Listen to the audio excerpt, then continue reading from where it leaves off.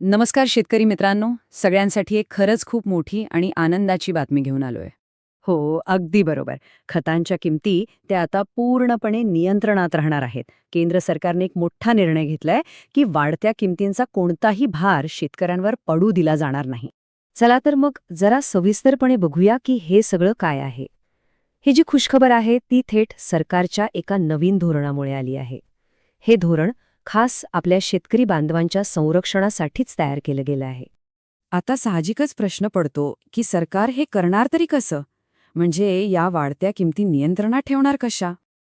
तर याचं उत्तर आहे अनुदानात केलेली मोठी वाढ. हो, सरकारने खतांच्या वाढत्या खर्चाला तोंड देण्यासाठी एक खूप महत्वाचं आणि ठोस पाऊल उचललं आहे. हा आकडा बघा, 12%. केंद्र सरकारने नॅनो युरिया खतावर जे अनुदान मिळतं त्यात तब्बल 12%नी वाढ करायचा निर्णय घेतलाय. ही खरंच खूप मोठी वाढ आहे, हे लक्षात घ्या. आता प्रश्न येतो की ही वाढ अचानक का केली? तर याचं कारण असं आहे की जागतिक बाजारपेठेत खतांचे भाव खूप जास्त वाढत आहेत आणि त्याचा फटका आपल्या इथल्या शेतकऱ्यांना बसू नये म्हणून सरकारने हे एक संरक्षणात्मक पाऊल उचललंय. बरं, मग याचा थेट परिणाम काय होणार? सोप्या भाषेत सांगायचं तर जगात किमती कितीही वाढल्या तरी त्याचा भार आता सरकार स्वतः उचलणार आहे. म्हणजे आपल्या शेतकऱ्यांना थेट दिलासा मिळणार आणि सगळ्यात महत्वाचं, आपल्या देशात खतांचे दर स्थिर राहणार. पण थांबा, गोष्ट फक्त अनुदान वाढवण्यापुरती नाहीये. सरकार याच्याही पुढे जाऊन विचार करतंय.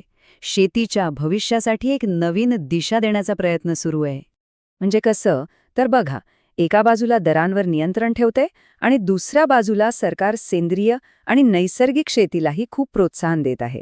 हा एक दूरदृष्टीचा विचार आहे, जो आपल्या जमिनीच्या आरोग्यासाठी महत्वाचा आहे. आणि हे फक्त बोलणं नाहीये, तर यासाठी कृतीही सुरू झाली आहे. या कामासाठी एक वेगळा निधी म्हणजे फंड तयार करण्यात आला आहे. याचा मुख्य उद्देश काय? तर जमिनीची सुपीकता सुधारणं आणि आपली शेती अधिक शाश्वत बनवणं. थोडक्यात काय, तर जे शेतकरी बांधव खतांच्या वाढत्या खर्चाने चिंतेत होते, त्यांच्यासाठी ही बातमी नक्कीच मोठा दिलासा देणारी आहे. शेतीशी संबंधित अशाच महत्त्वाच्या बातम्या आणि माहितीसाठी आमच्या चॅनलला सबस्क्राईब करायला विसरू नका. पुन्हा भेटूया.